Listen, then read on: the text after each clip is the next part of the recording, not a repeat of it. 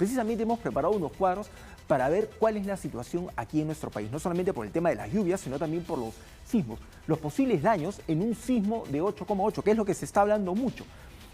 162.352 personas están expuestas a caída de rocas en Lima Norte y 38.144 en Lima Este, justo la cifra que les hablaba, un poco más de 200.000. Lima Este, entiéndase también La Molina, La Planicie, porque a veces uno quiere pensar que los únicos que les cae el cerro encima son aquellos que tienen casas de material prefabricado. Y ojo, con cemento y ladrillo también se te puede venir encima la casa. También puede ocurrir esto.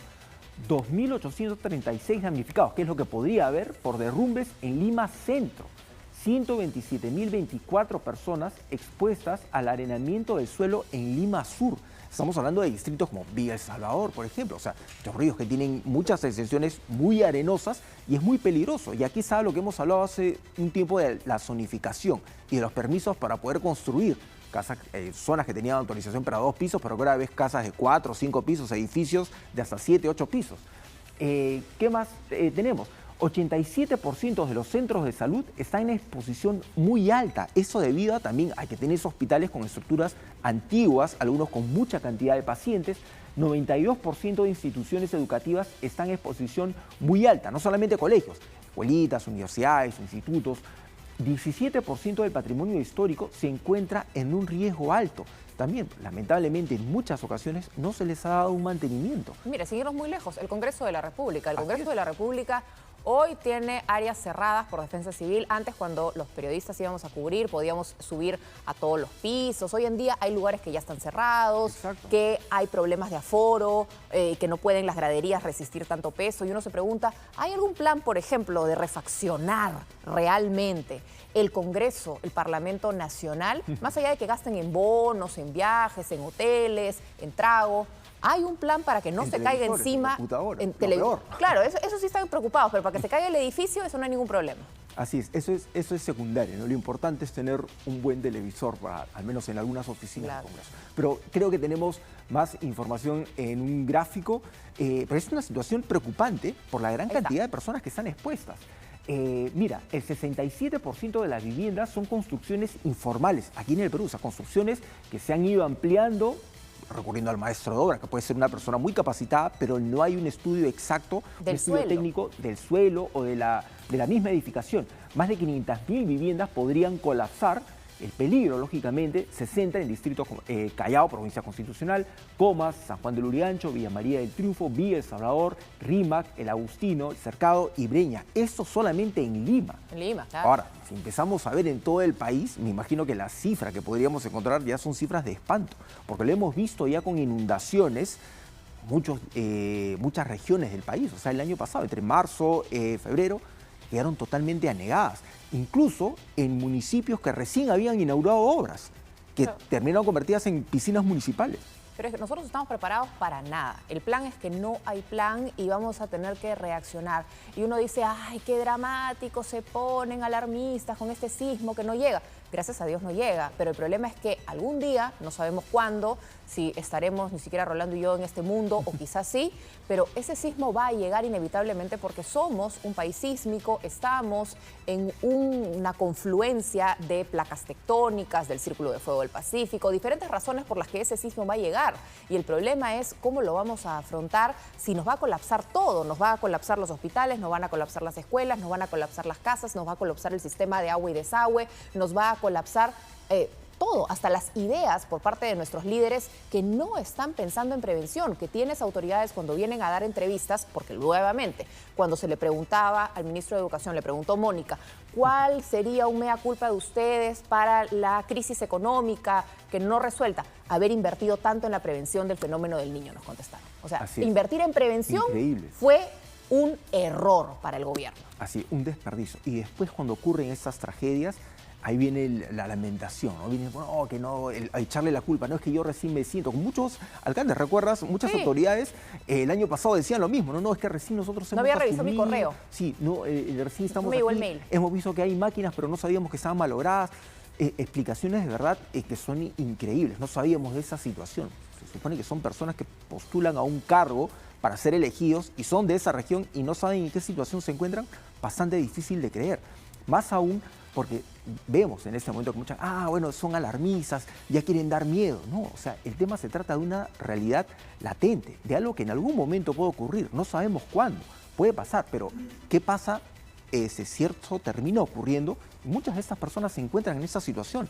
No va a haber una respuesta óptima del gobierno, no va a haber una manera de llevar ayuda a esas personas, llevar comida, llevar agua, de llevar medicamentos, de poder evacuar a todas estas personas, llevarlas a un hospital. Los hospitales los vas a tener desbordados. Pero si acá en pandemia la gente se murió en parte por el colapso del sistema de salud, y eso que estábamos todos encerrados.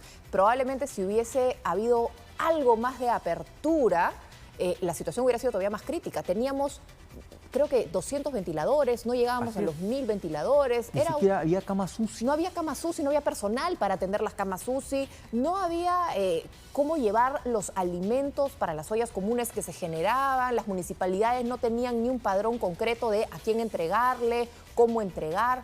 Estamos absolutamente perdidos cuando se trata de entender quién es nuestra población vulnerable, dónde están ubicados, cómo están distribuidos. Si uno se pregunta cuáles son los planes de emergencia de defensa civil a nivel local, probablemente las municipalidades tengan poco o nada, mucho ruido, ¿no? Sí, para las redes sociales, hacen sus simulacros, con toda la pompa, un video bonito, pero a la hora de la hora, ¿qué tan preparados realmente están? Así es, y esto es lo más preocupante, o sea, estamos viendo, o sea, en Chile hay gran preocupación por ese tema, están pidiendo ya que se habiliten refugios, están proponiendo incluso que hay una especie de censo para saber dónde están las poblaciones vulnerables, para saber qué hacer, y aquí nadie dice absolutamente nada. O sea, hace muy poco había un sismo fuerte en Arequipa, en Yauca, pero ¿qué dijeron las autoridades?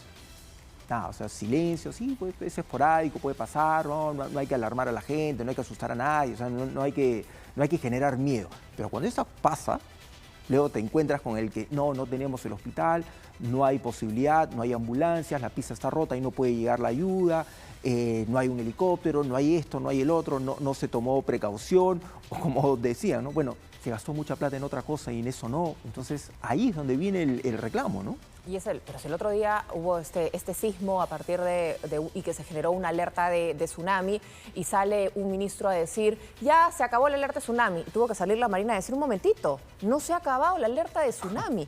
Y ese detalle que puede sonar menor, anecdótico, de desinformación, en un contexto grave puede generar muertes. Recordemos que en Chile, cuando hay este sismo horroroso de 9 grados, es un sismo sucedido de un tsunami. Y el problema del tsunami fue que la persona que recibió la alerta de tsunami no entendía inglés, no entendió la alerta y no levantó las alarmas para que la gente en Talcahuano pueda evacuar, para que se activen los protocolos de emergencia. Un detalle como tener una persona no capacitada, no activar los sistemas de emergencia, le costó la vida a mucha más gente que perfectamente pudo estar salvada. Así es, y ojo, que aún así en una situación de este tipo, en un evento que no puedes prevenir, que no puedes determinar, aún así muere una persona, muchas veces minimizan, no, bueno, por suerte solamente murió uno, es una pérdida irreparable. Es una pérdida irreparable para la familia de esa persona. Ese uno es importante. O sea, puede ser el hijo, puede ser el esposo, puede ser el padre, puede ser la madre de alguien. O sea, tienen que verlo desde ese punto de vista. O sea, pero parece que la indolencia caracteriza a muchas autoridades, ¿no? Que no pasa nada, bueno, es una sola persona. O sí son personas que están en peligro, pero ya vamos a ver, o sea, y no hay ningún plan para ayudarlos o nada. O sea, ¿qué tipo de ciudadanos son? O sea, ¿qué tipo de autoridades tenemos? O sea, ¿no les interesa? Si pasa algo así, nadie mueve un dedo. O sea, si pasa acá uno ve por su pelo, o sea, sálvese quien pueda, ¿no? Pero hoy en día incluso en las zonas donde los suelos en Lima, volviendo a lo que sucede en la capital, este silencio sísmico en la capital, hay una expectativa respecto, hay suelos más duros y dicen sí, construyan edificios altísimos. Hay expertos que igual señalan que Lima no debería tener los mega rascacielos, los mega edificios, que hay avenidas que no deberían tener ese peso sobre la avenida, no solamente por la saturación del tráfico, por la saturación de la red de agua, de la red de desagüe, sino que en un país, en una ciudad tan sísmica, tener personas viviendo sobre el piso 14, sobre el piso 20, puede ser bastante peligroso. No estás hablando de un hotel, no estás hablando de una infraestructura particular, estás hablando del día a día de mucha gente. Así es. peor aún, o sea, hay mucha cantidad de edificios, como tú bien señalas, muchos condominios, muchos edificios. Para todas las personas que nos ven que viven en un condominio, que viven en un edificio que puede tener más de 10 pisos, ¿hay algún mecanismo, o sea, se han organizado dentro de la Junta de Propietarios? Se han organizado para saber qué hacer, tienen señalizadas las rutas de escape. Esto es muy importante, o sea, no es un tema de broma. Si es que viven en un condominio, les recomiendo a todas las personas, si viven en un edificio alto, tengan siempre reuniones periódicas en las que evalúen esto. Si es que ocurre un sismo, si es que ocurre un incendio, saber qué hacer. Porque las personas, hay mucha gente que trabaja, por ejemplo, los chicos se quedan solos a veces en casa con una persona que los cuida. ¿Qué es lo que tienes que hacer? ¿A quién tienes que llamar? Entonces es muy importante tener muy en claro esto, más si hay adultos mayores en casa o hay pequeños chiquitos en casa, saber qué es lo que uno tiene que hacer. Si es que tienes en tu casa una persona que tiene la movilidad limitada, por ejemplo, o que no se puede mover, es muy peligroso.